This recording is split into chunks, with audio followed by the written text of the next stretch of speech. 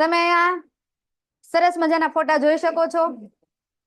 એમાં તમારે એક ફોટો પહેલો જોવાનો છે અને એક જોવાનો છે છેલ્લો, પણ ફોટો જોવાનો ફોટો એટલે ફોટો લે, એમાં શું હોય? આ ટોપિક આપણા સિલેબસમાં નથી.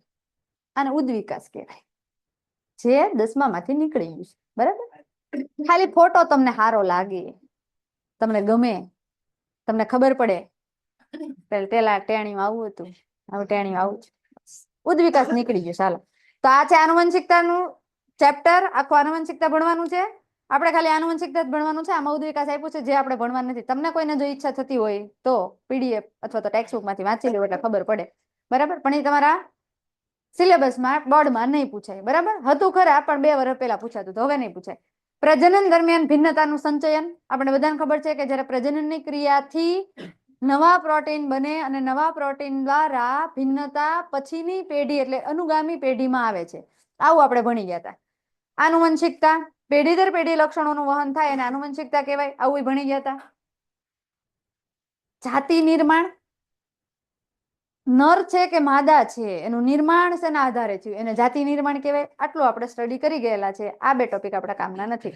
અને જે માત્ર ને માત્ર બોર્ડની બ્લુ પેપર સ્ટાઇલ પ્રમાણે આપણા માટે 3 માર્કનું પેપર છે, પણ ગયા વર્ષે આમાં 2 માર્કના 2 પ્રશ્નો 1-1 માર્કના પૂછાણા હતા. બરાબર, એમાં એક વટાણો ગમ્યો તો એ પૂછ્યો હતો અને એમાં એક રંગસૂત્ર ગમ્યું તો એ પૂછ્યું હતું. બસ 2 જ પ્રશ્નો હતા. રેડી? હાલો આગળ વધીએ. હા, તમારે બહુ મજા આવે એવું જ છે. તમે દાંત જ કાઢી રાખો. જો ફોલ કરીને કાઢવાનું નથી કીધા. પ્રજનન કેવી રીતે ભિન્નતા સાથે સંકળાયેલ છે. 7મું ચેપ્ટર ને આ ચેપ્ટર બંને તાહુરા. પ્રજનન કેવી રીતે ભિન્નતા સાથે સંકળાયેલું છે, આ મેં તમને ઓલરેડી સમજાવી દીધું છે. રિપીટ થાય છે. હવે હસવું આવે તો દરવાજો ખુલ્લો છે, જવાની છૂટ છે. બરાબર, બાકી મોઢું તો બંધ જ, દાંત મને દેખાવા જ ન જોઈએ. કેમ? રેડી? બધા સજીવો અલિંગી કે લિંગી પ્રજનન દ્વારા સંતતિનું નિર્માણ કરે. અમુક પ્રકારના સજીવો છે લિંગી પ્રજનન કરે છે, અમુક પ્રકારના સજીવો છે અલિંગી પ્રજનન કરે. જે કયા કયા કોણ શું કરે ને એ આપણે ભણી ગયા છીએ. અને એના દ્વારા ભિન્નતા અનુગામી પેઢીમાં પિતૃ પેઢીમાંથી આવે છે, પિન્ટુમાંથી નહીં. કઈ પેઢીમાંથી આવે છે? પિતૃ પેઢીમાંથી. કઈ પેઢીમાં આવે? અનુગામી. આપણે બધા અનુગામી પેઢી છે. આપણા પેરેન્ટ્સ છે શું છે? પિતૃ પેઢી છે.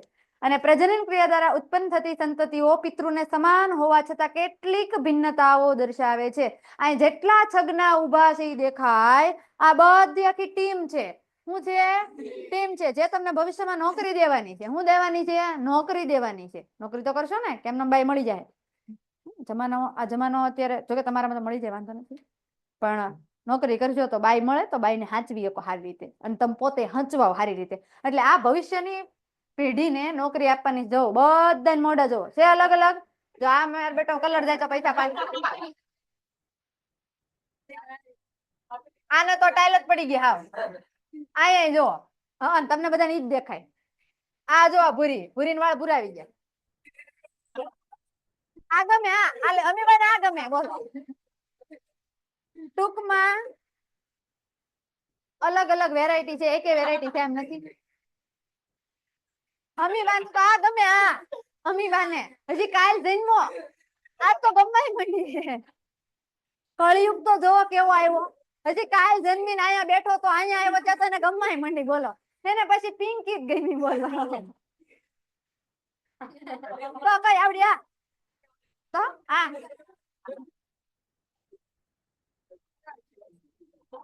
કાઈ વાંધો નહીં. તારા માટે આપણે અલગથી સેશન રાખશું. બરાબર જમીલ, તારા માટે રાખશું. ડોન્ટ વરી, તારા હાટુ પાકિસ્તાન થી લાવશું. અલિંગી પ્રજનનમાં બધી સંતતિઓ એકબીજા સાથે તેમજ તેને પિતૃની સાથે સમાનતા ધરાવે છે, છતાં તેમનામાં નાની નાની ભિન્નતા જોવા મળે. અલિંગી પ્રજનન એટલે શું? તો કે પિતૃ એક જ હશે ને, કાં તો નર હશે ને કાં તો શું હશે? માદા. નરમાંથી જ ઘણા બધા બાળકોષો બન્યા હશે, તો એના પિતૃ સાથે થોડી ઘણી શું ધરાવતા હશે? સમાનતા. શું ધરાવતા હોય? સમાનતા ધરાવતા. પણ તો એમાં થોડીક તો ખામી સર્જાય જ તે. બિંદુ, થોડીક બિંદુ જેટલી ખામી સર્જાય. કોના જેટલી ખામી સર્જાય? બિંદુ જેટલી. થોડી ઘણી તો ખામી હોય. ખામી એટલે કે ભિન્નતા હોય. શેરડીના ખેતરમાં વ્યક્તિગત વનસ્પતિઓમાં ખૂબ જ ઓછી ભિન્નતાઓ જોવા મળે. તમે શેરડીના ખેતરમાં જાઓ તો નકરી શેરડી બધી હરખી જ લાગે કે ન લાગે. અને બધામાં કેમ કે એક જ શેરડીમાંથી ઉગાડી હોય, એક જ પ્રકારની જાતિમાંથી ઉગાડી હોય, એટલે બધી શેરડી સમાન હોય, બધી એક સરખી જ ગળી લાગે. પણ છતાંય અમુક શેરડી છે એની અંદર આપણે ખાતા હોય ને તો વચ્ચે વચ્ચે ગાંઠ આવે. શું આવે? ગાંઠ. તો એકની ગાંઠ લાંબી હોય અને એકની ગાંઠ કેવી હોય? ટૂંકી. તમે જોજો શેરડીના કટકા લ્યો ને તાર બધાને માપજો, બધી હરખી નહીં હોય. ઉગાડી એકમાંથી, છતાંય એમાં ભિન્નતા છે. અલિંગી પ્રજનન થી જ ઉગે છે. આપણને ખબર છે, દાબ કલમ નામની પદ્ધતિથી ઉગાડતા હતા આપણે, બરાબર, જેને વાનસ્પતિક પ્રજનન કહેતા હતા. માનવ સહિત મોટા ભાગના લિંગી પ્રજનન દ્વારા ઉત્પન્ન થતા પ્રાણીઓમાં વ્યક્તિગત સ્તરે અનેક ભિન્નતાઓ દ્રશ્યમાન બને છે, જે તમને દેખાય છે. દેખાણી? આ ભિન્નતા કહેવાય. લાઈવ ઉદાહરણ આપણે બેનિફિટ, આ ફાયદો સ્માર્ટ બોર્ડ નો આ છે. તમને બધું લાઈવ જ દેખાય, બરાબર ને ભાઈ? વાર છે જ આવવામાં, આવે પછી આમ કરી દેવાનું. ક્રમિક પેઢીઓમાં વિવિધતાનું સર્જન સમજાવો. ક્રમિક પેઢી આજથી 7 વર્ષ પહેલાની પેઢી હોય કાબરની અને કાબરને બેયને બાજુમાં રાખો, કેવી જોરદાર ભિન્નતા હોય એમાં. હોય કે ન હોય? ક્રમિક. ધીમે ધીમે ધીમે ધીમે પછીની પેઢીમાં ભિન્નતા આવતી જાય. કોઈ દેવું છું ભિન્નતા વગરનું સજીવ આવ્યું? મમ્મી પપ્પા જેવું કોપી ટુ કોપી દેવજાણી પૂછવાનું ખરા ને તને? હા કે ના? ઠીક. પાપ ન લાગે ને તો વાંધો. ભિન્નતા કેમ આવે? મેં તને હોમવર્ક આપ્યું 10 વાર, બધાને આપ્યું હતું, ઘણા બધાને આપ્યું હતું. સિલેક્ટિવ પર્સન લાવો કાઢીને નાખો. આવું છું મને જોવા. ચેપ્ટર હમણાં પૂરું થઈ જાય, વાંધો નહીં આવે. સજીવો અલિંગી કે લિંગી પ્રજનન કરતા હોય છે, પરંતુ તે દરમિયાન ભિન્નતાઓ ઉત્પન્ન થાય છે. અને એક પેઢીમાંથી આધારક શારીરિક બંધારણ અને કેટલીક ભિન્નતાઓ તેની અનુગામી પેઢીમાં વારસામાં આવે છે. બધું 7મા ચેપ્ટરનું રિપીટ થાય. 7મા સોરી પ્રજનન વાળા ચેપ્ટરમાંથી. બીજી પેઢી પ્રથમ પેઢીની ભિન્નતાઓ ઉપરાંત નવી ઉત્પન્ન થયેલી ભિન્નતાઓ વારસામાં મેળવે છે. પહેલી પેઢીમાંથી બીજીમાં આવી. જો આ પહેલી પેઢી છે, દેખાણી? એમાંથી ભિન્નતા જો આવી. આ લાલ છે ને એ ભિન્નતા છે. આ નીચે છે ને આ બે બાળકો છે, એક ને બે. આમાં અહીંયા ભિન્નતા છે, આમાં અહીંયા ભિન્નતા છે. હવે આમાં બેયમાં ભિન્નતા આવી. અને આમાં તો કઈક નવી જ આવી. જો કેમ કે બાય પાકિસ્તાની, આમાં નવી આવી. જો બાય અમેરિકાની. આમાં તો કે આ ક્યાંક, આમાં તો કઈ નહીં, બાપામાંથી બેઠી બેઠી. આમાં તો હા વાક્ય અલગ જ આવી ગઈ. જો દુબઈની ભિન્નતા જ ભિન્નતા, બધામાં એકલી ભિન્નતા દેખાય. દેખાય ન દેખાય? આ છગનો આમાં ભિન્નતા છે. ઓ ભાઈ થોડી ગાલો આમાં ભિન્નતા આવી ગઈ, થોડી થોડી. કોપી ટુ કોપી ભાવનગરની જો આ લઈએ. આકૃતિમાં દર્શાવ્યા મુજબ ટોચ પર મૂળ સજીવ અલિંગી પ્રજનન દ્વારા 2 જીવાણુ એટલે કે બેક્ટેરિયા ઉત્પન્ન કરે છે, અને તેની શરીર રચના સમાન છે, છતાં ભિન્નતાઓ છે. જે ખાય, જો લાલ લીલું હતું એકેમાં, તોય મારા બેટા બેક્ટેરિયા 2 આવ્યા ને એમાં લાલ લીલું આવી ગયું, ભિન્નતા આવી ગઈ. ઉત્પન્ન થયેલા 2 જીવાણુ અલિંગી પ્રજનનમાં પુનઃ વિભાજિત થઈ 4 સ્વતંત્ર જીવાણુ ઉત્પન્ન કરે, અને એ 4-4 ભિન્નતા. જો દેખાણી? કે જેટલા બને બધા ભિન્નતા તો ખરી જ તે. અને આ પ્રમાણે ઘણી પેઢીના અંતે મોટી સંખ્યામાં સજીવો સંતતિ ઉત્પન્ન થાય છે, અને તેમાંથી કેટલીક ભિન્નતા નિયત હોય છે, જ્યારે અન્ય તેમના પિતૃમાંથી આનુવંશિક હોઈ શકે છે. નિયત હોય એટલે ચોક્કસ જ હોય કે આમાં ભિન્નતા આવશે જ. તે પર્યાવરણ ઉપર આધાર રાખે, તાપમાન ઉપર આધાર રાખે, કંઈક ને કંઈક પરિબળોના કારણે એમાં ભિન્નતા આવશે. અને યાદ રાખો, તેમનામાં પ્રત્યેક એકબીજાથી અલગ હોય છે. એટલે કે બધા જો લાગે એકબીજાથી અલગ. આપણને આકૃતિ બેક્ટેરિયા આવા ન હોય, પણ ખાલી આકૃતિમાં સમજવા માટે આવી આકૃતિ મૂકેલી છે, બરાબર? તેમનામાં રહેલી ભિન્નતાઓ ડીએનએ પ્રતિકૃતિ સર્જન સમયે ન્યૂનતમ ખામીઓને કારણે ઉત્પન્ન થાય છે. ન્યૂનતમ એટલે નાનામાં નાની ખામીને કારણે ઉત્પન્ન થશે. હાવ નાની ખામી હશે, ખામી મોટી નહીં હોય તો ભિન્નતા ઉત્પન્ન થઈ જશે, બરાબર? બોર્ડ ઉપર છે અત્યારે, રિંગને નહીં જો ને તો ચાલશે, બોર્ડને જો ને તો કઈક કામ આવશે. બેટા નીચે જોવાની કઈ જરૂર નથી.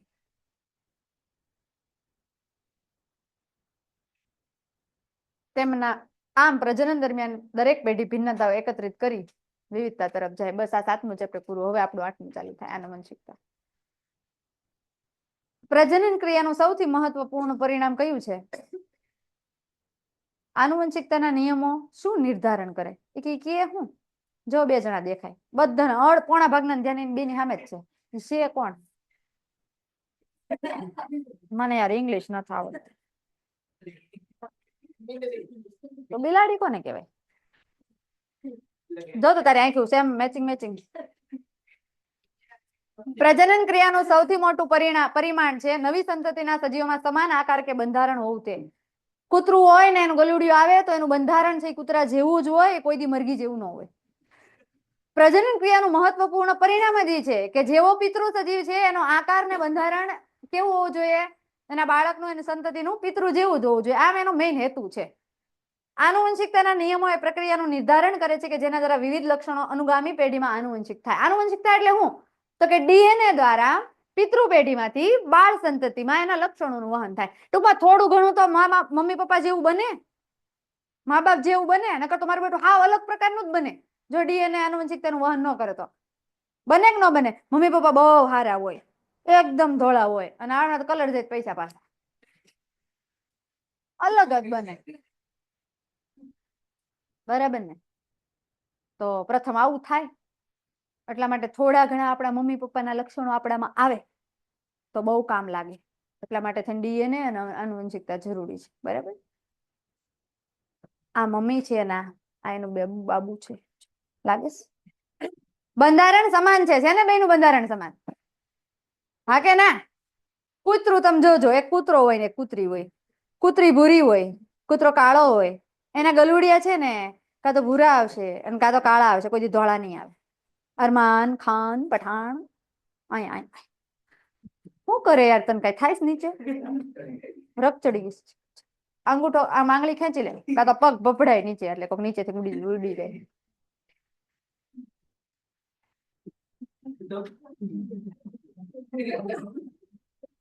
આ ડીએનએ છે, ઝૂમ કરીને મૂક્યું છે.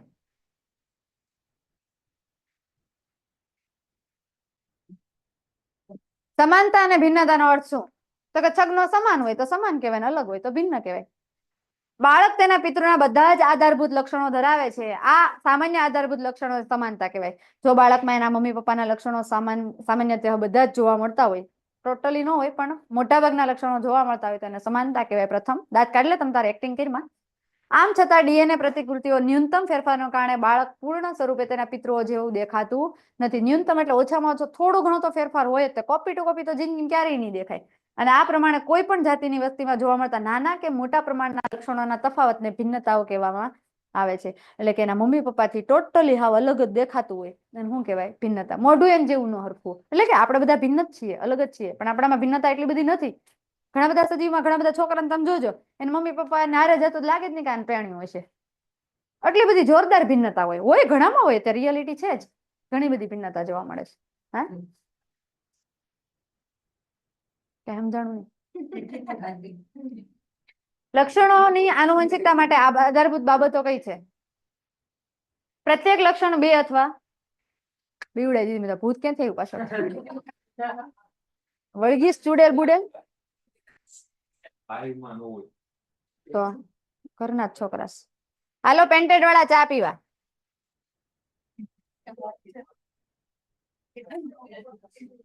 રુદ્રન જવાબ દઈ દો લે તો. આજે હાલે ને આખું ચેપ્ટર આજે હું પૂરું કરીશ. જવા નહીં દઉં ઘરે. બીજી વસ્તુ જેટલું હાલે ને એટલું બધું લખવાનું. રુદ્ર તારો પ્રશ્ન ખૂબ સરસ છે, મને ગમ્યો. એ બેટિંગ કરી શકે, રિપ્રોડક્શન થાય એમાં, પણ એમાંથી જે બને ને ટાઈગોન બને ને સોરી લાઈગર બને, અને લાઈગર જે બને ને એ જીવી ન શકે, કારણ કે એનું અસ્તિત્વ નથી, કેમ કે એમાં આટલી બધી ભિન્નતા આવી ગઈ હોય બે વચ્ચે, એટલે જીવી નથી શકતી. અને લાયન અને ટાઈગ્રેસ નું તે કીધું ને એને ટાઈગોન કહેવાય. તું ગૂગલમાં સર્ચ કરજે. એમાંય થઈ શકે, પણ એ જે જાતિ છે ને જીવી નથી શકતી આગળ, એટલે કે મૃત્યુ પામે છે. એટલા માટે એના બેના રિપ્રોડક્શન નથી કરવામાં આવતા. વૈજ્ઞાનિકોએ કરીને જોઈ લીધા.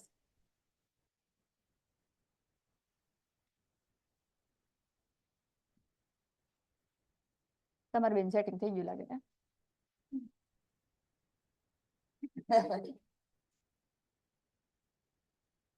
જમીલ અને અરમાન ખાન, તમે બે શું કરો છો ને એ મને ખબર છે.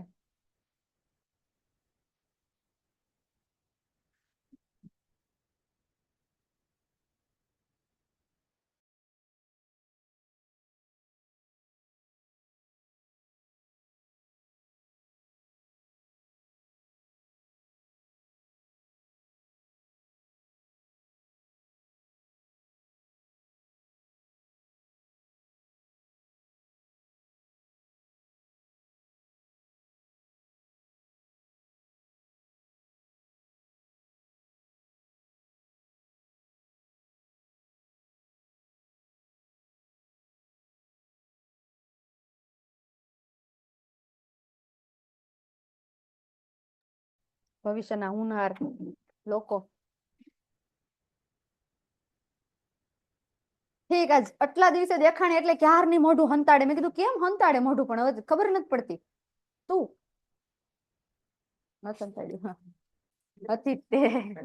છોકરો છે એ ભાઈ. પ્રત્યેક લક્ષણ બે અથવા વધારે વૈકલ્પિક સ્વરૂપો ધરાવે. ધ્યાન રાખજો, આમાંથી એક પ્રશ્ન આવશે. હવે પ્રશ્નની શરૂઆત થાય. અત્યાર સુધી નહોતા આવતા એટલે આપણે બધું જવા દીધું. હવે પ્રશ્નો અહીંથી આવશે. ઓલા ભાઈ લાલ ટોપા વાળાને ઉઠાડો. Yes, good morning. ચોક્કસ લક્ષણ ચોક્કસ કારક જનીન વડે નિયંત્રિત થતું હોય. ચોક્કસ લક્ષણ છે, ચોક્કસ જનીન વડે તે પિતૃ પેઢીમાંથી આનુવંશિક પેઢી એટલે કે પછીની પેઢીમાં જતું હોય. એક લક્ષણ તેના વૈકલ્પિક સ્વરૂપ પર પ્રભાવી હોઈ શકે.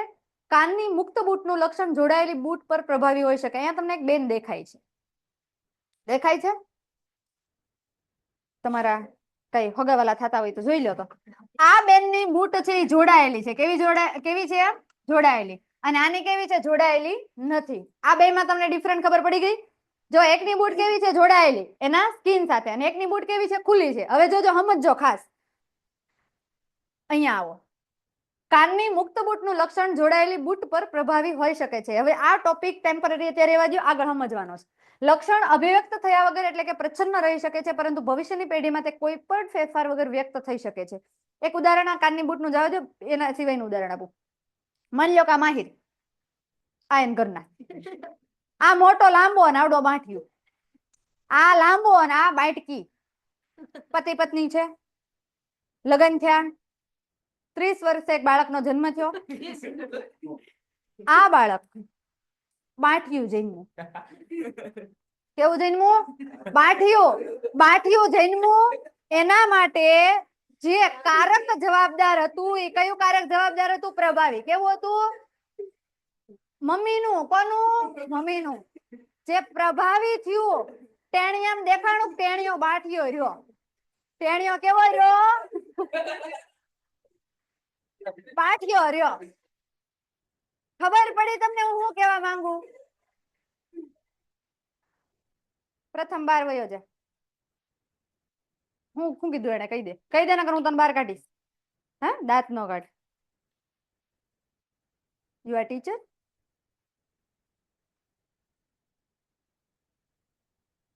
હા, તને જ કહું છું. તો એને કીધું, મને એને એમ કીધું. તો જો પછી કઈ કીધું? બસ કઈ કેવું જ તારે? તો આ કોણ હતા? એને જ પૂછું ને, એને જ બોલવાનું છે. બોલ અરમાન, આ કોણ હતું? હતું કોણ? એક્ઝામ્પલ લીધું તું મેં. આ કોણ હતું? આ કોણ હતું? કોના? છોકરા. મને એમ કે આ છોકરામાં કોનું જનીન અભિવ્યક્ત થયું અને પ્રભાવી જનીન કોનું હતું? આનું હતું કાનું? હે? આ ભાઈ ને, ભાઈ માં છોકરા આવે, પેલી વાર ખબર પડી. ભાઈ, મમ્મી નું જનીન છે એ પ્રભાવી હતું. કોનું જનીન પ્રભાવી હતું? મમ્મી નું. હવે સાંભળજો, મમ્મી નું જનીન પ્રભાવી હતું. આ ટેણિયું તમને તો ખબર જ છે કેટલી ટેકનોલોજી આમાં વિકાસ પામેલી છે. હજી તો કાલ આવ્યો, આજ તો એને ગમી ગઈ. અઠવાડિયા પછી એના ઘરે પાછું એક ટેણિયું આવશે, અને એ ટેણિયું આવશે.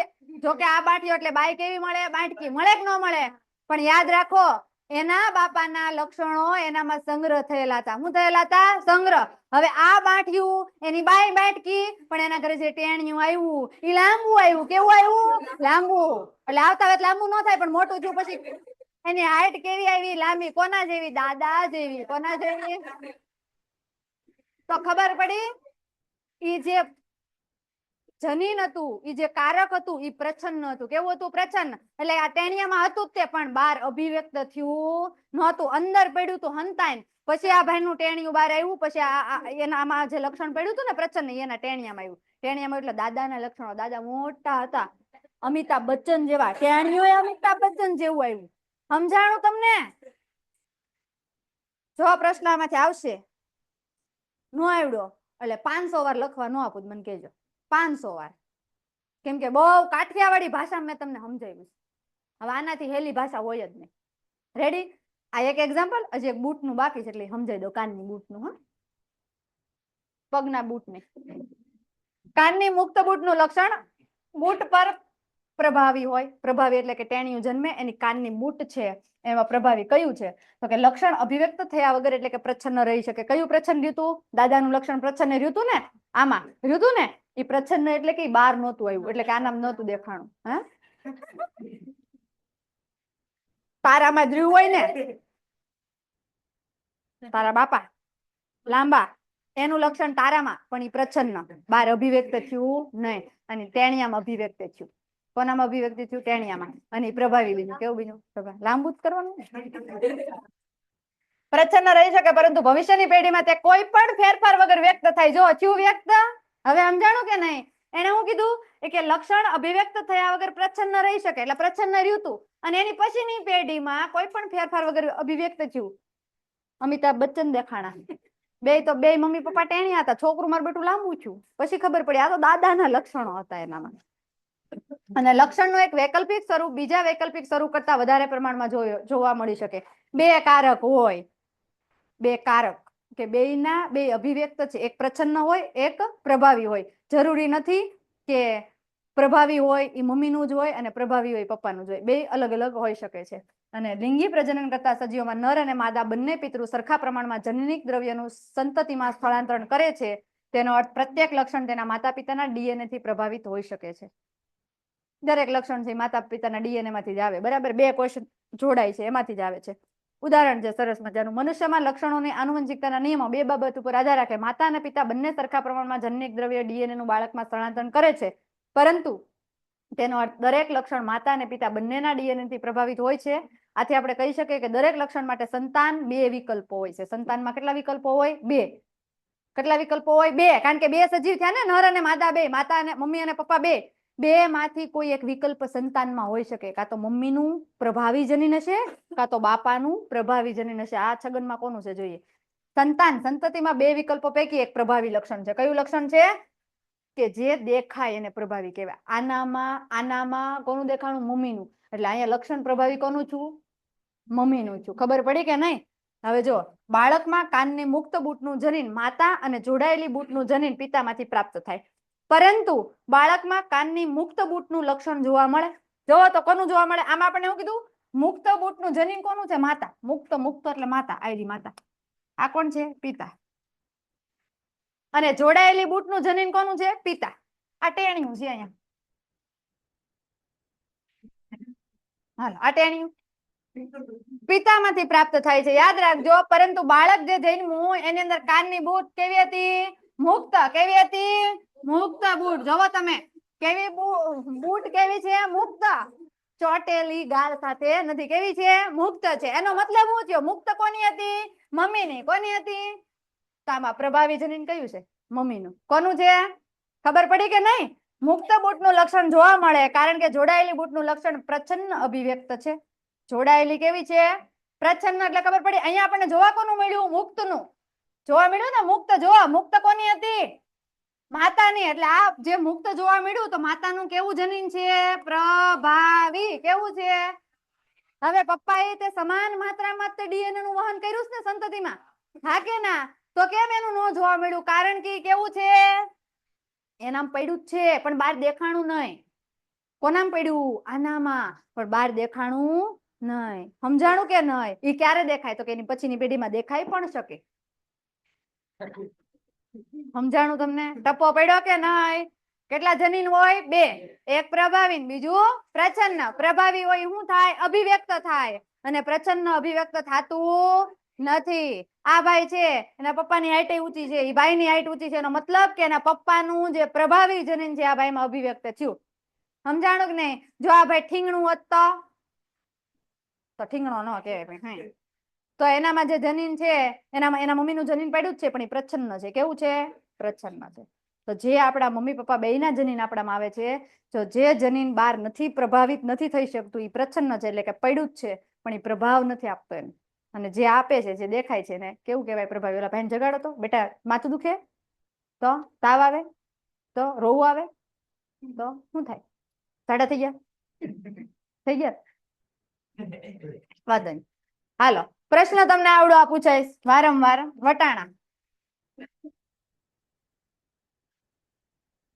પ્રચ્છન્ન જ કેમ રે ભાઈ? બે થોડા દેખાય? રુદ્ર મમ્મી ઊંચા હોય ને પપ્પા નીચા હોય, બે બે કેમ દેખાડવા? તું જ કે હાલ મને.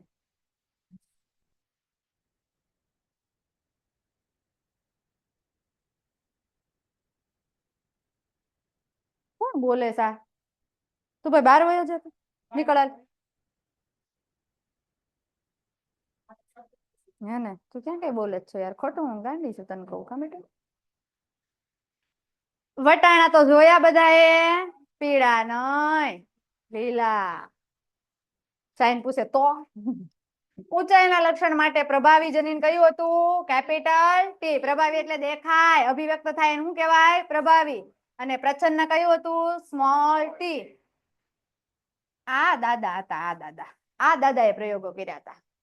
મેન્ડલના પ્રયોગોના આધારે સમજાવો. તમને પ્રશ્નમાંથી પ્રશ્ન એવો પૂછાય છે કે વટાણાના છોડમાં ઊંચા અને નીચા છોડ માટે કયા વૈજ્ઞાનિકે પ્રયોગ કર્યા હતા? મેન્ડલ. કોણે? મેન્ડલ. મેન્ટલ લખીને ન આવતા. મને ભરોસો હોય ને તમારા પર એટલે કહી જ દઉં. મેન્ડલ. કયો? મેન્ડલ. વટાણાના કોઈ એક લક્ષણની બે પેઢીઓની આનુવંશિકતા સમજાવો. આપણે સમજાવવાની, તમને આખો પ્રશ્ન નહીં પૂછાય ક્યારે. એક એક માર્કના પ્રશ્નો પૂછાય. ભૂલમાં ક્યારેક એનું વૈજ્ઞાનિક નામ પણ પૂછાઈ જાય. વટાણાનું વૈજ્ઞાનિક નામ છે પિસમ સટાઇવમ. શું નામ છે? પિસમ સટાઇવમ. હંમેશા વૈજ્ઞાનિક નામોને લેટિન ભાષામાં લખવામાં આવે છે. એટલે તમે જો જે લેંગ્વેજમાં લખી છે એ લેટિન ભાષા છે. જો આપણે અંગ્રેજીમાં લખવું હોય તેની નીચે વિજ્ઞાનની ભાષામાં અંડરલાઈન કરવી પડે. વિજ્ઞાન, જો આપણે વૈજ્ઞાનિક નામ લખવું હોય, ગુજરાતીમાં લખો કે ઇંગ્લિશમાં લખો, તો આપણે નીચે અંડરલાઈન કરવાની, જેથી કરીને ખબર પડે કે સાયન્ટિફિક નામ છે. અને આને લખ્યું લેટિન ભાષામાં એટલે આપણે નથી કરવાનું. બરાબર? તો આ વિજ્ઞાનનો નિયમ છે. કાબર તને એકલી નથી કહેતી એટલે તું માથું હલાયમાં. તું કઈ કે થોડી મને, તને ખબર છે કઈ કહેવાય એવું નથી, નકર તો પછી આપણી માઇન્ડ બંધ છું. નથી બોલતો ને એટલે જ નથી બોલતો ને. હા શું બોલ? પણ આ બહુ બોલે યાર. નથી માનતો. હા હું કીધું? બોલ્યો એટલે કેવું છે? તને તો બીમાર હતો ને તો સારું થઈ ગયું તને? દેખાડવા ગયો તો હું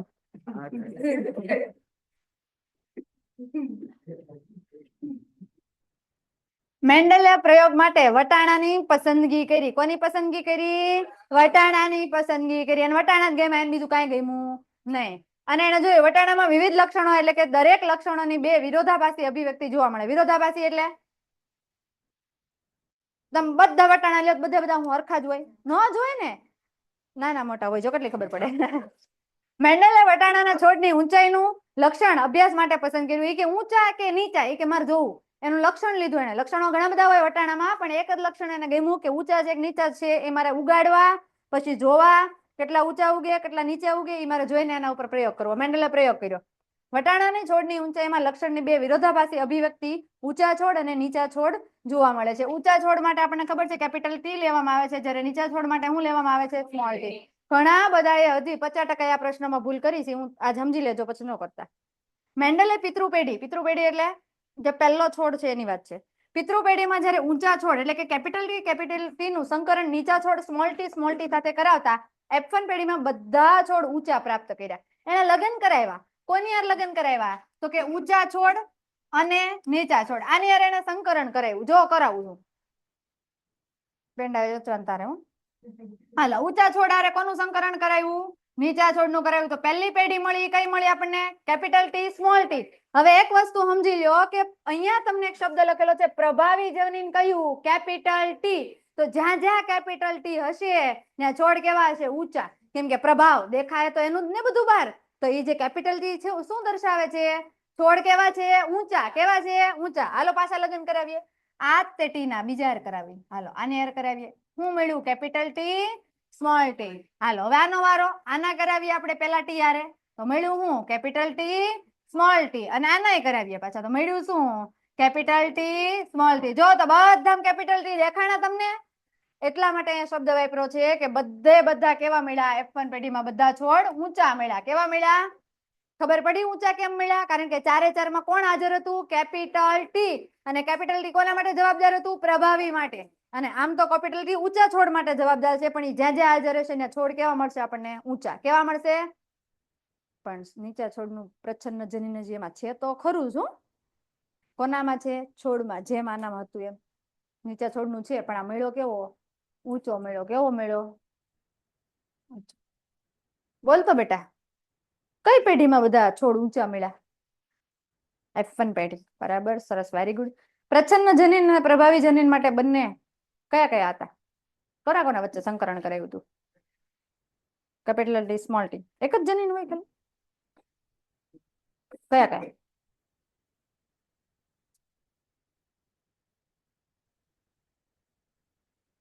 F1 પેઢીમાં કોઈ પણ છોડ નીચા અને મધ્યમ ઊંચાઈના થયા જ નહીં. એ કે બધા ઊંચા જ થયા. કે આનો અર્થ એમ થયો કે સંતતિમાં ફક્ત એક જ પિતૃનું લક્ષણ જોવા મળ્યું અને ઊંચાનું લક્ષણ પ્રભાવિત થયું, કેમ કે પ્રભાવી જનીન હતું ને. હા કે ના? હા, તમે ના પડો તોય થાય. F1 પેઢીમાં છોડનું સ્વફલન કરવામાં આવ્યું. હવે કે બે વચ્ચે લગ્ન કરાવો, સ્વફલન કરાવો. સ્વફલન એટલે capital T, small T. Capital T, small T. આના વચ્ચે કે સ્વફલન કરાવો, અંદરો અંદર કરાવો. હવે શું થાય? તો કે સ્વફલન કરાયું ત્યારે 75% છોડ છે એ કેવા જવા મળ્યા? ઊંચા. કેવા? અને નીચા કેટલા જોવા મળ્યા? 25%. એનો મતલબ શું છે? અહીં કરાવીએ આપણે. કરાવેલું હોય તો નથી કરાવવું. નથી કરાવેલું. કેપિટલ ટી, કેપિટલ ટી કયા મળ્યા? ઊંચા મળ્યા ને. કેપિટલ ટી, સ્મોલ ટી કેવા મળ્યા? કેવા મળ્યા? ઊંચા. કેપિટલ ટી એટલે small T, capital T. Capital T આગળ લખું અને સ્મોલ ટી. હવે સ્મોલ ટી, સ્મોલ ટી. તો આ સ્મોલ ટી એનો મતલબ શું થયો? એક જે છે ઈ કેવા મળ્યા? નીચા. અને 3 જે છે ઈ કેવા મળ્યા? ઊંચા. એનો મતલબ રેશિયો કેટલો મળ્યો આપણને? 75% કેવા મળ્યા? ઊંચા. અને 25% કેવા મળ્યા? નીચા. એનો મતલબ આપણને રેશિયો કેટલો મળ્યો? 3:1. આ એક માર્કનો પ્રશ્ન પૂછાય કે ઊંચા અને નીચા છોડમાં સ્વફલન કરવામાં આવે ત્યારે આપણને કયો રેશિયો મળે છે? 3:1. તો 3 એટલે એનો મતલબ કે 3 ત્રીજા ભાગના જે છોડ હતા કેવા મળ્યા? ઊંચા. અને 1 ભાગના હતા કેવા મળ્યા? ટપ્પા પડી. તો અહીંયા જો લખેલું છે 75% ઊંચા અને 25% નીચા છોડ મળ્યા. અને આથી ઊંચા અને નીચાપણા માટે જવાબદાર બંને કારક F1 પેઢીના પિતૃમાંથી વારસાગમન પામે છે. કેમ અહીંયા નીચા છોડ મળ્યા? કારણ કે તમને ખબર છે આ બે તો ઊંચા જ હતા ને. હા કે ના? પણ આની અંદર પ્રચ્છન્ન જનીન હતું ને, એટલા માટે એક કેવું આવ્યું? નીચું આવ્યું. ન હોત તો આવે.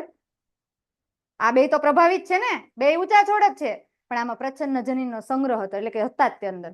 હવે એટલા એમાંથી શું આવ્યું? નીચું આવ્યું. ન હોત તો આવે, પ્રચ્છન્ન જનીન હોત જ નહીં તો આવે નહીં, પણ છે જે આપણને દર્શાવે છે. અને આમ ઊંચાપણા અને નીચાપણા બંને લક્ષણ F1 પેઢીમાં છોડના વારસાગમન પામે છે, પરંતુ ફક્ત ઊંચાપણાનું લક્ષણ જ અભિવ્યક્ત થાય છે.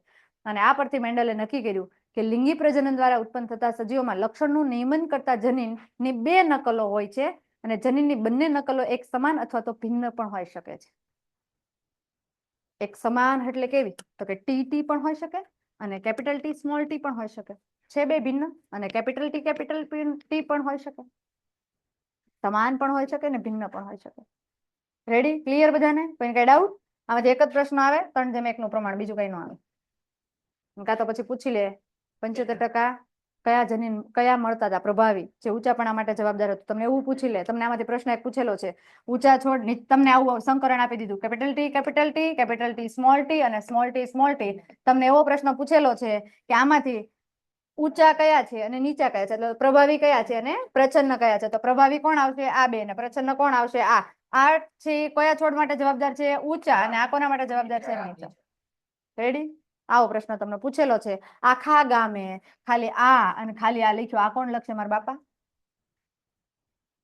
કોઈએ નથી લખ્યો જવાબ, અને મેં માર્ક નથી આપ્યો, અડધો જ આપ્યો. સરકાર આપી દે તમને 3, તો તમને લખવામાં વાંધો હું? કેમ કે આપણને ખબર જ ન હોય. એટલે હવે લખજો. આ સમજાવી દીધું છે. છોડવા જોઈ લો, વટાણા ના આવા હોય, બલુ બલુ ફૂલડા હોય, અને જે તમને બલુ બલુ દેખાય ને એવા જ હોય. મેન્ડલનો આ પ્રયોગ દર્શાવે છે કે ઊંચા છોડ માટે જનીન સ્વરૂપ કેપિટલ ટી અને કેપિટલ ટી સ્મોલ ટી, જ્યારે નીચા છોડ માટે જનીન સ્વરૂપ સ્મોલ ટી છે. આમાંથી જ એને બેઠો પ્રશ્ન આપી દીધો હતો, પણ છગને વાંચ્યું જ ન હોય. નેક્સ્ટ ગયા વર્ષે આ પીડીએફ હતી, આ વર્ષે આ પીડીએફ છે. જનીન ટી ની હાજરી છોડમાં ઊંચાપણાની અભિવ્યક્તિ માટે જવાબદાર છે, જ્યારે પ્રભાવી જનીન કેપિટલ ટી ની ગેરહાજરી અને સ્મોલ ટી જનીન નીચાપણાનું લક્ષણ દર્શાવે છે, એટલે કે વ્યક્ત કરે છે. જ્યાં જ્યાં તમને કેપિટલ ટી દેખાય સમજી જવાનું કે ઊંચા છે, કેવા છે. જ્યાં તમને કેપિટલ ટી દેખાય જ નહીં, એકલા સ્મોલ ટી જ દેખાય, ત્યાં હું સમજી જવાનું આ બાઠિયું છે, નીચા છે. અને આથી વટાણામાં છોડમાં ઊંચાપણાનું લક્ષણ પ્રભાવી અને નીચાપણાનું લક્ષણ કેવું છે, પ્રચ્છન્ન છે. ક્લિયર બધાને? કોઈને કઈ ડાઉટ? આમાંથી પ્રશ્ન પૂછાઈ શકે. વટાણાની અંદર ઊંચાપણાનું લક્ષણ કયું હતું અને નીચાપણાનું લક્ષણ કયું હતું? પ્રચ્છન્ન અને પ્રભાવી. ક્લિયર બધાને? હાલો, વટાણાના બીજના રંગના આધારે આ છે ને ટોપિક બહુ મસ્ત છે, મોટો છે, સમજવા જેવો છે, પણ આમાંથી 1 માર્કનો જ પ્રશ્ન પૂછે છે. હું તમને સમજાવી દઈશ, મને વાંધો નથી, સમજાવી જ દઉં છું, પણ આખો 4 માર્ક આ પ્રશ્ન તમારે 4 માર્કમાં આખો પૂછાતો, જો જે તે ટાઈમે પૂછાતો ને તો. જે લોકોને 11 12 સાયન્સ રાખવાનું છે એમાં બેઠો પાછો આવશે પ્રશ્ન, બેઠે બેઠો. આ બેઠે બેઠો આવશે, આના પહેલાનો વટાણા વાળો છે એ પણ બેઠે બેઠો આવશે, અને લિંગ નીચે પણ બેઠે બેઠો. ત્રણ ટોપિક 11 12 સાયન્સમાં પાછા બેઠા બેઠે, કાંઈ આમાં ભૂલ જ નહીં. મેન્ડલના પ્રયોગો આ જ આવશે, પણ આમાંથી તમને પૂછાય છે 1 માર્કનો. બરાબર, કરાવી દઈશ હું તમને જે નીકળતું છે બધું. વટાણાના બીજનો રંગ અને આકારના લક્ષણો માટે વારસાગમનની સમજૂતી આપો, અથવા તો મેન્ડલના પ્રયોગના આધારે વટાણામાં 2 જુદા જુદા લક્ષણોની સ્વતંત્ર આનુવંશિકતા જણાવો. તમને ક્યારે આખા પ્રશ્નો નથી પૂછાવાના એટલે હું નથી કહેતી. મેન્ડલે વટાણામાં આનુવંશિક અભ્યાસ માટે 2 લક્ષણો, બીજનો રંગ અને બીજનો આકાર પસંદ કર્યા હતા. અહીંથી પ્રશ્ન આવે કે મેન્ડલે શું પસંદ કર્યું હતું? શેના માટે કીધું? આનુવંશિકતાના અભ્યાસ માટે. શેના માટે શું પસંદ કર્યું હતું? બીજનો રંગ અને બીજનો આકાર. અભિવ્યક્તિ 2 કારકો છે એવું આપણને કહી દીધું છે. કેટલા કારકો છે? 2. એક પ્રભાવી અને બીજું પ્રચ્છન્ન. એમાં બીજ આપી દીધું, એનો રંગ એકનો પીળો છે, બીજું બીજ આપ્યું છે, એનો એકનો રંગ પીળો છે અને આકાર કેવો છે? ગોળ. કેવો છે? ગોળ. આ પેલું બીજ થયું. બીજું બીજ એને લીધું જેનો રંગ કેવો હતો? લીલો, અને આકાર કેવો હતો? ખરબચડો. તો આ બીજો વટાણો, આ પેલો વટાણો. રંગ કેવો પેલા વટાણાનો? પીળો, અને પીળો અને કેવો? ગોળ. અને આમાં કેવો આપ્યો? લીલો, લીલો અને ખરબચડો. યાદ રાખજો, આગળ કામ આવશે. બરાબર.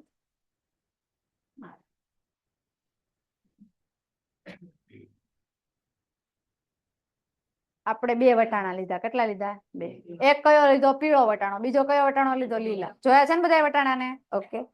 આ પીળો વટાણો છે એને કીધો કેવો? ગોળ. પીળો છે ને પાછો ગોળ છે, અને આ કેવો છે? લીલો છે, અને કેવો છે? ખરબચડો. જો દેખાય છે તમને આવી ડિઝાઇન? આ લીલો છે. બરાબર. યાદ રાખો, પીળા માટે કેપિટલ વાય જવાબદાર છે. પીળા માટે કોણ જવાબદાર છે? જનીન કેપિટલ વાય. અને ગોળ માટે રાઉન્ડ, ગોળ એટલે રાઉન્ડ થાય, રાઉન્ડ માટે કોણ જવાબદાર છે? Capital R. આટલું ક્લિયર બધાને?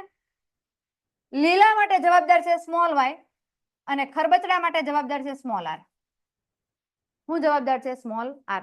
આ લીધું ને એના આધારે લીધું છે, બાકી આપણે ન લઈએ તો ચાલે, પણ આના આધારે લીધું છે એટલા માટે તમને સ્મોલ વાય અને સ્મોલ આર આપેલું છે. ક્લિયર બધાને? હવે તમારે ઈ યાદ રાખવાનું છે કે કેપિટલ વાય કોના માટે જવાબદાર? ઈ તમારે યાદ રાખવાનું, એટલે કહું છું તમે યાદ રાખજો, હું તમને પૂછીશ. કેપિટલ વાય કોના માટે જવાબદાર છે? પીળા. કેપિટલ આર કોના માટે જવાબદાર છે? ગોળ. આ એક જ વટાણો છે. બીજા વટાણામાં તો કે લીલા માટે જવાબદાર કોણ? Small Y. અને સ્મોલ આર કોના માટે જવાબદાર? ખરબચડા માટે. કોના માટે? 2 વટાણા લગ્ન કર્યા. આ ભાઈ કન્યાદાન આપ્યું બેનને, લગ્ન થઈ ગયા. F1 પેઢીમાં આમ લગ્ન થાય. જોજો, કેપિટલ વાય સ્મોલ વાય. જો થયા લગ્ન? હા કે ના? Capital R small R. જો લગ્ન થયા ને? થઈ ગયા લગ્ન? જો થઈ ગયા. કેપિટલ વાય સ્મોલ વાય અને કેપિટલ આર સ્મોલ આર. ટૂંકમાં 4 જનીન આપણે લઈ લીધા છે. રેડી? હવે 4 કે અમારે અંદરો અંદર લગ્ન કરવા. જો અંદરો અંદર લગ્ન કરે હમણાં. અયાન કરે લગ્ન. જો અહીં જો નીચે હું જોવો યાર તમે? મને ઈ જ ન સમજાતો. અમુક લોકો નીચે હું જોતા હશે. હાલો, હવે આ લગ્ન કર્યા. આ કઈક મારે લગ્ન કરવા. જો આને મંચું લગ્ન કરવાનું. Capital Y small Y, capital R small R. આને લગ્નમાં કરવાનું મન થાય તો કેમ લગ્ન કરે? તો કે એક લગ્ન કરશે. જોજો કેમ કરો. Capital Y capital R, capital Y capital R. તને બહુ ખબર પડે કે? Capital Y small R. એકનો વારો તો પૂરો કરવો ને લા. પૂરો વારો કેપિટલ વાય નો. હા કે ના? બરાબર છે ને? પછી કોનો વારો આવે? Small Y. આ કે મારે લગ્ન કરવા, હાલો તો કરાવી દઈએ કે કોની હારે લગ્ન કરશે? આ capital R, small Y capital R, અને પછી સ્મોલ વાય કે મારી પાસે ઓલા હારે લગ્ન કરવા, હાલો કરાવી દીધા. કોની હારે કરાવ્યા? Small Y small R. જોવો તો કેપિટલ વાય કેપિટલ આર આવી ગયું, કેપિટલ વાય સ્મોલ આર આવી ગયું, સ્મોલ વાય કેપિટલ આર આવી ગયું, હા કે ના? અને સ્મોલ વાય સ્મોલ આર આવી ગયું. હવે જે ચાર જે એના વટાણા નવા આવ્યા એ જ વટાણા આપણે ચારે ચાર પાસે અહીં મૂક્યા. તમારી ટેક્સ્ટ બુકમાં નિશાની નથી આપેલી. આ નિશાની એવું દર્શાવે છે નર અને માદા, પણ એ તમારી ટેક્સ્ટ બુકમાં નિશાની નથી આપેલી. બરાબર, આ દર્શાવે છે માદા અને આ દર્શાવે છે નર. બરાબર, જે તમારી ટેક્સ્ટ બુકમાં નથી પણ અહીંયા આપ્યું છે એટલે કહી દઉં.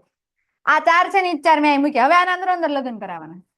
હવે કે અમારે અંદર અંદર જ કરવા, જો નકરું ફલન જ કરાવે. એક સમજાવું, બીજું તમારે મને સમજાવવાનું. રેડી? હાલો. Capital Y capital Y, capital R capital R, capital Y capital Y, capital R small R, capital Y small Y, capital R capital R.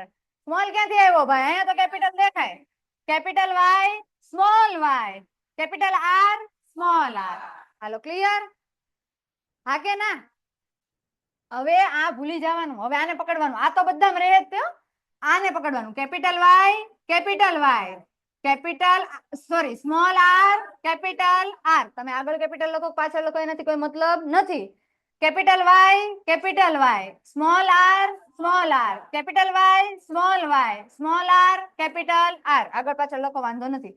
Capital Y small Y અને સ્મોલ આર સ્મોલ આર. કોઈ કઈ doubt? આમાં કોઈ કઈ doubt? Rupani સાહેબ તો તમે કઈક બાજુ વાળાને કીધું કઈ વાંધો સારમાં? જોરથી બોલ તો હું કઈક મને કઈ ખબર પડે. આ કોણ છે? સ્મોલ છે. કોણ છે? Small. Small Y capital Y, small Y capital Y. તમે આગળ પાછળ લખી શકો. કેપિટલ વાય એટલા માટે આપણી બુકમાં આગળ લખેલા છે કારણ કે એ પ્રભાવી છે. સમજાણું? સ્મોલ વાય ઓલા હજી રહી ગયું. Capital R capital R, small Y capital Y, capital R small R, small Y small Y, capital R capital R, small Y small Y, capital R small R, capital sorry small Y capital Y, small R capital R, small Y capital Y, small R small R, small Y અને small R અને capital R, small Y ને small R small R. હાલો વાર્તા પૂરી. પણ તમને એક આવડી જાય એટલે બધા ઓટોમેટિક આવડી જાય, એમાં કઈ અઘરું નથી. પછી આપણું આર માં વાય માં ધ્યાન હોય ભેગું ન થાય. હવે આપણને ગોતવાનું શું કીધું? રેશિયો ગોતવાનું કીધું. એ ખાલી એક માર્ક ના રેશિયો હાટું થઈને એટલી બધી માથાકૂટ કરવી પડે. તો જો તમને ન કરો ને તો તમને એમ થાય મેમ ને નહીં આવી એટલે મારો રેશિયો, બાકી હું તમને રેશિયો કહી દે 9:3:3:1 નો રેશિયો છે, લખી નાખજો ખરબચડાના ગોળ માટે. તમને એમ કહું તો તમને એટલે કરાવી દો. આપણે કોને ગોતવાના? પીળા અને ગોળ. પીળા માટે મને એમ કહો તો કોણ જવાબદાર હતું? Capital Y capital Y. અને ગોળ માટે કોણ જવાબદાર હતું? Capital R capital R. યાદ રાખજો કે પીળા અને ગોળ ગોતવાના છે આપણે, તો એના માટે જ્યાં જ્યાં તમને કેપિટલ વાય દેખાય અને જ્યાં જ્યાં તમને કેપિટલ આર દેખાય ને આપણે શું કરશું? પીળું. શું કરશું? પીળું. લોય પીળું કરવાનું. પીળું. હાલો હું દેખાવું જોઈએ? પીળું અને ગોળ. એમાં દેખાવ શું જોઈએ? કેપિટલ વાય અને કેપિટલ આર. હાલો દેખાણા? 1 2. જો સ્મોલ આર છે ને તો પ્રચ્છિન્ન છે, પણ એમાં જ્યાં જ્યાં કેપિટલ આર હશે એ સ્મોલ આર છે એને પ્રચ્છન્ન ઓલા પ્રભાવી થવા દેશે નહીં.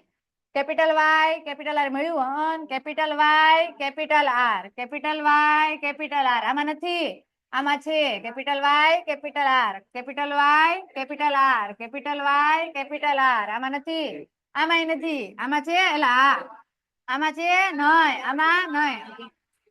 ગણો તો એકડા 4 ને 2 6 ને 2. હાલો આપણો જવાબ આવી ગયો. વાર્તા પૂરી. હવે તો કે હવે પીળા અને ખરબચડા. પીળા માટે જવાબદાર કોણ હતું? એલા કેપિટલ વાય. કોણ હતો? અને ખરબચડા માટે જવાબદાર કોણ હતું? તો યાદ રાખો આવી ગયા નથી ગણવાના પાછા. હવે જે બાકી છે એમાંથી જ્યાં જ્યાં તમને કેપિટલ વાય એના ભેગો સ્મોલ આર દેખાય એ બધા કેવા હશે?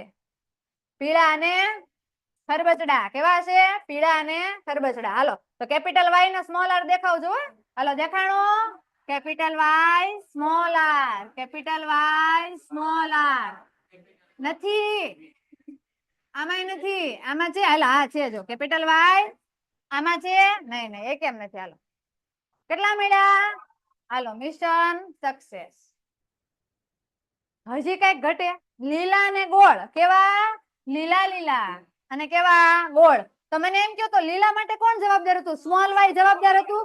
તો આપણને કોણ કોણ દેખાવું જોઈએ? સ્મોલ વાય દેખાવું જોઈએ. અને બીજું ગોળ માટે કોણ જવાબદાર હતું? Capital R. તો યાદ રાખો આપણે જ્યાં જ્યાં ગોતવા જાઉં ત્યાં કોણ કોણ હોવું જોઈએ? સ્મોલ વાય અને કેપિટલ આર. હાલો ગોતો.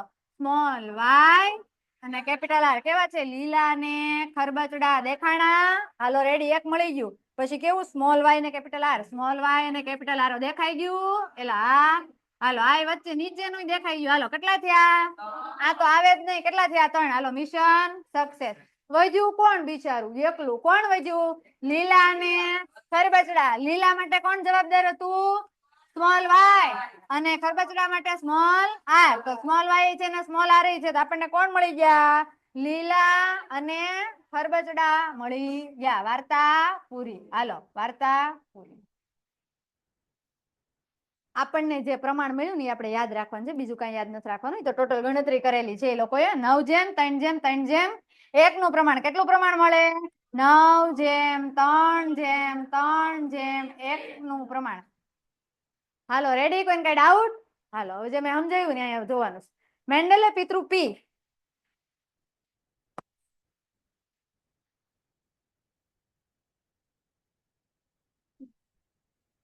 મેન્ડલે પિતૃ પી તરીકે ઓળખાતા પીળા અને ગોળ આકારના બીજ ધરાવતા છોડનું સંકરણ કોને હારે કરાયું? લીલા અને ખરબચડા હારે. પ્રથમ પેઢી F1 માં બધા જ છોડ કેવા? પીળા અને ગોળ આકારના બીજ ધરાવતા મળ્યા. કેવા મળ્યા હતા? પીળા અને ગોળ. જો આને પ્રથમ પેઢી કહેવાય. પીળા માટે કોણ જવાબદાર હતું? વાય. અને ગોળ માટે કોણ જવાબદાર હતું? આર. તો પહેલી પેઢીમાં એને કેવા મળ્યા? પીળા અને ગોળ. મળ્યા કે નહીં? જોવો તો ના કોણ પાડે? તો પ્રશ્ન અહીંથી પૂછાય કે પહેલી પેઢી F1 પેઢીમાં કેવા મળે છે? પીળા અને ગોળ. જ્યારે F1 પેઢીના છોડ માં સ્વફલન અથવા તો સ્વપરાગનયન કરવામાં આવ્યું ત્યારે F2 પેઢીમાં 4 વિવિધ પ્રકારના સંયોજન ધરાવતા છોડ મળ્યા. છોડ ઉત્પન્ન થયા અને પહેલા કયા હતા? તો કે પીળા અને ગોળ બીજ. બીજા કેવા હતા? લીલા અને ખરબચડા. ત્રીજા કેવા હતા? પીળા અને ખરબચડા. ચોથા કેવા હતા? લીલા અને ગોળ. 4 વેરાયટી મળી. કેટલી વેરાયટી મળી? 4 અલગ અલગ. પાછી બધી હરખી મળે તો વાંધો જ નથી. બધી 4 અલગ અલગ મળી. અને એ એવું દર્શાવે છે, મેન્ડલનું તારણ એવું હતું શેઠ સાહેબ કે બીજના રંગ પીળા કે લીલા બીજ માટે લક્ષણો અને બીજના આકાર ગોળ કે ખરબચડા બીજ માટે લક્ષણો મુક્ત રીતે વારસાગમન પામે. એ કે એને મજા આવે એમ લક્ષણોનું વારસાગમન થયું. પણ સૌથી વધારે કોનું વારસાગમન થયું? પ્રભાવી બીજ તરીકે પીળા અને ગોળનું થયું. અને બીજના પીળા રંગ માટે પ્રભાવી જનીન વાય અને લીલા રંગ માટે પ્રચ્છન્ન જનીન કયો હતો? Small Y. તેમજ બીજના ગોળ આકાર માટે અને પ્રભાવી જનીન કયો હતો? Capital R. અને ખરબચડા માટે પ્રચ્છન્ન જનીન કોણ હતો? આ તો આપણને ખબર જ હતી. નહોતી ખબર? હે ખબર હતી ને?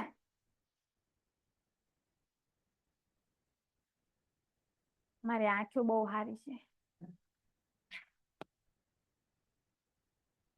સજેશન નથી માંગ્યું કોઈ પાસે.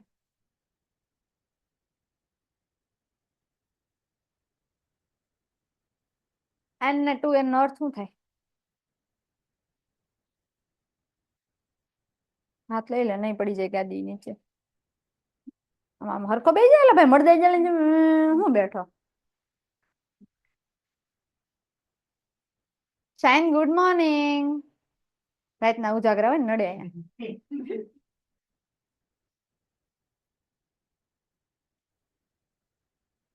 ખબર છે કોઈને? હાલો શીખવાડું જો. લિંગી પ્રજનન દરમિયાન સંતતિમાં આનુવંશિક માટે બંને પિતરો સમાન ફાળો આપે. સમાન જ આપે ને? આ કોઈ દી આગળ નો બેન જ બેઠો બોલો છે. બે જો ટેણિયા વચ્ચે બેડ્યું ને બે આજુબાજુ બે ગયા. બંને પિતરોમાંથી વારસાગમન પામતા જનીનોના આધારે સંતતિના લક્ષણો નક્કી થાય કે સંતતિમાં બંનેમાંથી કેવા કેવા લક્ષણો આવ્યા છે. જેમ ઉતાવળ કરશો મોડું કરી, કેમ કે મને બહુ મજા આવે આવું કરવાની. જનીનમાં છે એટલે તમે કરો ઉતાવળ. હું જવા નહીં દઉં. લિંક નીચે પૂરું કરીને મોકલી. મને હું વાંધો. દરેક સંતતિમાં એક પિતૃ પક્ષ પાસેથી અને એક માતૃ પક્ષ પાસેથી પ્રાપ્ત થતા જનીનના 2 સેટ હોય. કેટલા સેટ હોય ભાઈ? 2 સેટ. 2 સેટ તૈયાર હોય. આ યુગ્મ જનીનો તેમના પિતૃમાંથી રંગસૂત્રો દ્વારા વર્ષાગમન પામે. જનીનો હેમાંથી વર્ષાગમન પામે? રંગસૂત્રમાંથી. શેમાંથી? કારણ કે તમને બધાને ખબર છે કોષ કેન્દ્રની અંદર કોણ હોય? રંગસૂત્ર. અને રંગસૂત્ર પાસે કોણ હોય? ડીએનએ. એટલે રંગસૂત્રમાંથી જ કોણ વહન પામે?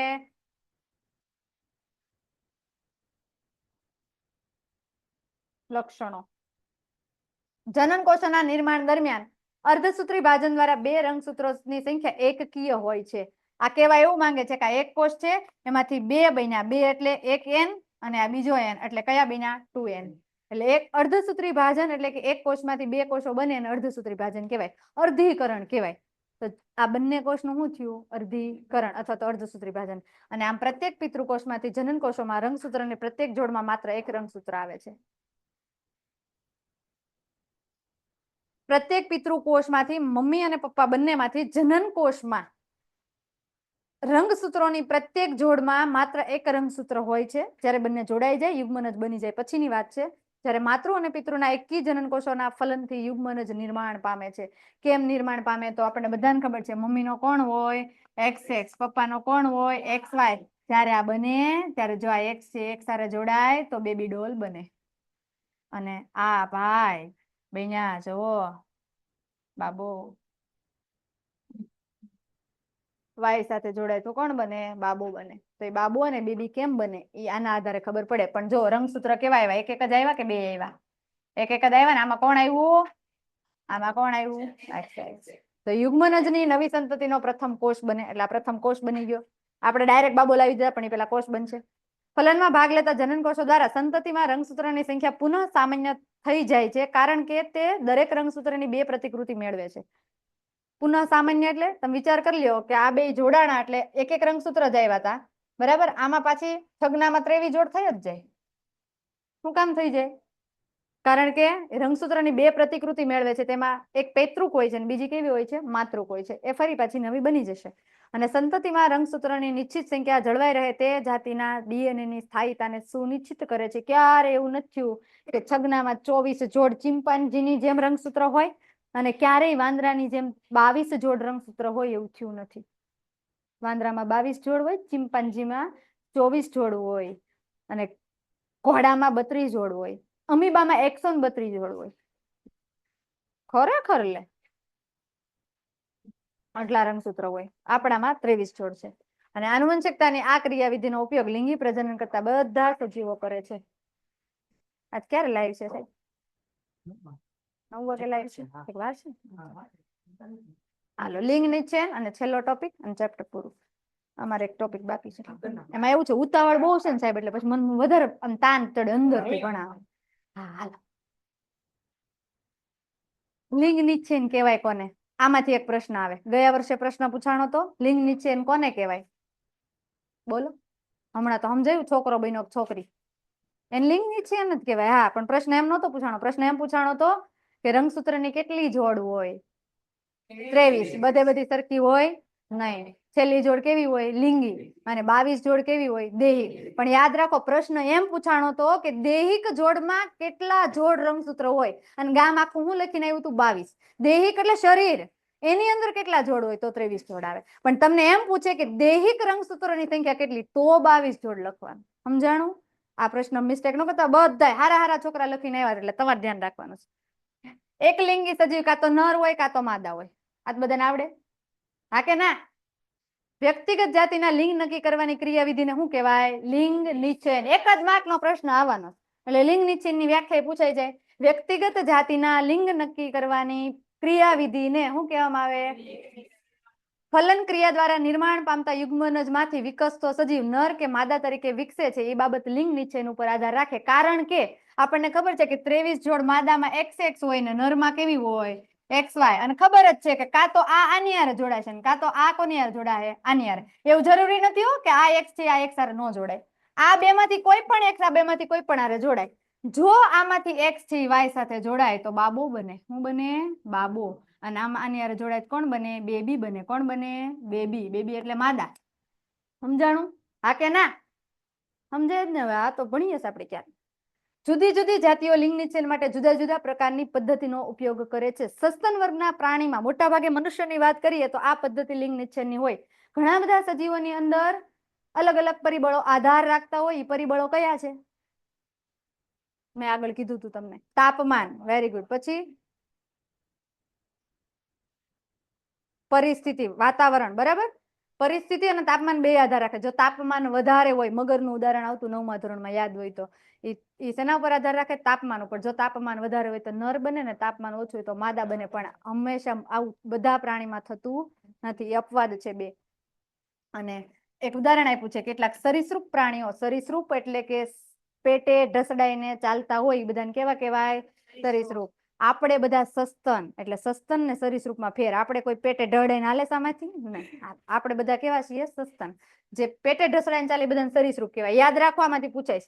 આ પ્રાણીઓમાં લિંગ નિશ્ચય વાતાવરણ કારક જેવા કે તાપમાન પર આધાર રાખે. જો આવી ગયું. અને ફલિત ઈંડાને કયું તાપમાન પ્રાપ્ત થાય છે તે બાબત વિકસતા પ્રાણીની નર કે માદા જાતિના નિશ્ચય માટે નિર્ણાયક છે. હવે જે ફલિત થાય છે, ફલિતાંડ બની ગયું, યુગ્મનજ બની ગયું, એના પછી જે ઈંડું છે એમાંથી બચ્ચું કયું બહાર આવશે એ તાપમાન ઉપર આધાર રાખશે. કે તાપમાન વધારે મળે છે તો નર જન્મે છે કે માદા જન્મે છે. બરાબર. અને કાચબાને આ ઉદાહરણ મોસ્ટ ટાઈમ છે, બે યાદ રાખજો. પ્રશ્ન ક્યારે આવ્યો નથી પણ આવી શકવાની 99% સંભાવના. બરાબર. કેમ કે 1 માર્કના પૂછાય. કાચબાના ઈંડાને 30 ડિગ્રી સેલ્સિયસ કરતા ઊંચું તાપમાન પ્રાપ્ત થાય તો કોણ બને? માદા. કોણ બને? માદા. કોને? કાચબાને. કેટલા ડિગ્રી કરતા? ઓરડાનું તાપમાન કેટલા ડિગ્રી હોય? 37 હોય. એના કરતા ઓછું તાપમાન 30 ડિગ્રી જો કાચબાને મળે તો શું બનશે? માદા. અને મગરના ઈંડામાં તો આમાં પાછું એમાં યાદ રાખવાનું, તમને એવું પૂછે કાચબાના ઈંડાને 30 ડિગ્રી કરતા નીચું મળે તો નર. સમજાણું? નર. અને મગરના ઈંડામાં ઊંચું તાપમાન કોનો વિકાસ કરે? નરનો. જો બેમાં વિરોધી છે, યાદ રાખજો. મગર ને કાચબો બે. મગર હોય એમાં તાપમાન કેવું જોવે? નીચું. એટલે કે સોરી, મગરના ઈંડામાં ઊંચું તાપમાન કોનો વિકાસ કરે? નરનો. આમાં ઊંચું તાપમાન કોનો વિકાસ કરે? માદાનો. આમાં કોનો કરે? નરનો. અને નીચું તાપમાન કોનો વિકાસ કરે? માદાનો. રેડી? બરાબર જ છે. નીચું તાપમાન હોય તો માદા અને ઓલામાં નર. 30 ડિગ્રી સેલ્સિયસ ખાસ યાદ રાખવાનો. 1 માર્કનો પ્રશ્ન. કાચબો યાદ રાખવાનો, મગર યાદ રાખવાનો, વાર્તા પૂરી. હાલો આગળ. બીજું ઉદાહરણ. મનુષ્યમાં વ્યક્તિગત લિંગ નિશ્ચયનો લિંગી રંગસૂત્ર અને તેના પર રહેલા જનીનો દ્વારા થાય છે. લિંગી રંગસૂત્ર એટલે આને લિંગી કહેવાય. શું કહેવાય? લિંગી એક જ જોડ હોય. કેટલા જોડ હોય? એક જ જોડ. જે છેલ્લી જોડ છે. રંગસૂત્રની 23 જોડ હોય એમાં છેલ્લી જોડ કઈ છે? લિંગી. છેલ્લી હોય, પેલી ન હોય. પ્રશ્ન એમાં પૂછાય કઈ જોડ? છેલ્લી. કઈ છેલ્લી? પેલી નો આવે. 1 થી લઈને 22 સુધી દૈહિક છે. મનુષ્યમાં લિંગ નિશ્ચય આનુવંશિકતા પર આધારિત છે અને પિતૃમાંથી આનુવંશિકતા પામતા જનીનો વડે લિંગ નિશ્ચય થાય છે. એટલે લિંગ નિશ્ચય અહીંયા પૂરું થાય છે. પણ એક ગોકળ ગાય આપણામાં રહી ગયું છે, એ જોઈ લઈએ. આ મેં તમને કરાવી દીધું છે. છોકરી બને છોકરો બને. અને આ ટોપિક આપણા સિલેબસમાં કેન્સલ થયેલો છે એટલે ચેપ્ટર પૂરું. બરાબર. હાલો. અપવાદ છે સ્નેલ. ગોકળ ગાય શેડાડી જેને કહીએ. ઓલી લીટા કરતી કરતી ન જતી હોય ચોમાસામાં, લીટા કરતી હોય એવડી ગોકળ ગાય શેડાડી. તું સારી રીતે ઓળખતો હશે. શેપીને આવતો ને અહીંયા. હા, ઈ રીતે એ ગોકળ ગાય અપવાદ છે. એ મારી બેટી એમાં એવી તેવડ ને યારું લિંગ બદલી નાખે. બોલો. પેલા ભાઈ હોય બેન બની જાય ઘડી. હા, એનામાં એવી ક્ષમતા છે, એની પાસે એવા કોષો છે, એ લિંગ બદલી નાખે. બોલો. આખું. હા. અને એનું લિંગ બદલી શકે. તેમાં લિંગ નિશ્ચય જનીનિક નથી. એમાં જનીનિક નથી. આ રી જોનેરી આ નથી જોઈ તમે? હા, તો જોય બસ ઈ જ તે. તો તમે હું એમ જા ઈ જ તે. અને એની અંદર શું થાય? એ લિંગ બદલી નાખે. શિકારી હોય અથવા તો એને મજા આવે એવું કોઈ પ્રેશર હોય, દબાણ હોય તો એ પોતાનું લિંગ બદલી નાખે. એનું કામ ઈ છે. હવે આ મનુષ્યમાં લિંગ નિશ્ચય જે મેં સમજાવી દીધું છે. યાદ રાખો 23 જોડ રંગસૂત્રો હોય. એમાં એક માતૃક, એક પિતૃક રંગસૂત્ર હોય. એક માતૃક હોય, બીજું કયું હોય? પિતૃક હોય. સ્ત્રી અને પુરુષમાં 22 જોડ રંગસૂત્ર કેવા હોય? સરખા હોય. સરખા એટલે XX. બધા XX. નરમાંય 22 જોડ XX ને માદામાંય 22 જોડ XX. અને તેથી દૈહિક રંગસૂત્રો તરીકે ઓળખાય છે. ને 23મી જોડ કેવી છે? લિંગી. જો મેં હમણાં જ કીધું છેલ્લી જોડ એટલે 23મી કેવી છે? લિંગી છે. સ્ત્રીમાં બંને એક રંગસૂત્રો જોડમાં હોય એટલે કે લિંગી રંગસૂત્રની જોડ કઈ થઈ? સ્ત્રીમાં XX. જો દેખાય છે? અંગી સ્ત્રી આ XX. અને પુરુષ હોય એમાં સામાન્ય આકારનું X રંગસૂત્ર અને બીજું નાનું રંગસૂત્ર Y છે. આ પ્રશ્ન તમારા ગાલા અથવા તો કુમારમાં આવે છે. અને એ રંગસૂત્ર આ પ્રશ્ન યાદ રાખજો. X રંગસૂત્ર કેવું છે? મોટું. અને Y કેવું છે? નાનું. ખાસ યાદ રાખજો. અને બાળકમાં નર કે માદા જન્મવાની શક્યતા કેટલી ટકા છે? 50% છે. નર જન્મે કે માદા જન્મે નક્કી કરી શકાય નહીં. જ્યારે ફલન થઈ જાય અંડવાહિનીમાં પછી જ નક્કી થાય. અને આથી બાળકમાં છોકરો કે છોકરી તેના માતા પાસેથી એક્સ રંગસૂત્ર મેળવે છે. આથી બાળકના લિંગ નિશ્ચયનો આધાર તેના પિતા પાસેથી મળતા લિંગી રંગસૂત્ર વાય ઉપર આધાર રાખે. જો એક્સ મળે તો છોકરી થશે અને વાય મળે તો છોકરો. તેમાં માતાનો કાંઈ હાથ હોય નહીં. એમાં તો બે એક્સ એક જ છે, ગમે ને જોડે કાંઈ વાંધો નથી. જે બાળકને તેના પિતા પાસેથી એક્સ રંગસૂત્ર આનુવંશિકતાની દ્રષ્ટિએ પ્રાપ્ત થાય એમાં બેબી ડોલ બને અને બાળકને પિતા પાસેથી શું મળે? વાય. તો સરસ મજાનો બાબો બને. જો બેન વાર્તા પૂરી. ચેપ્ટર પૂરું. કેટલા માર્કનું છે? 3. હાલો, સમજાઈ ગયું બધાને?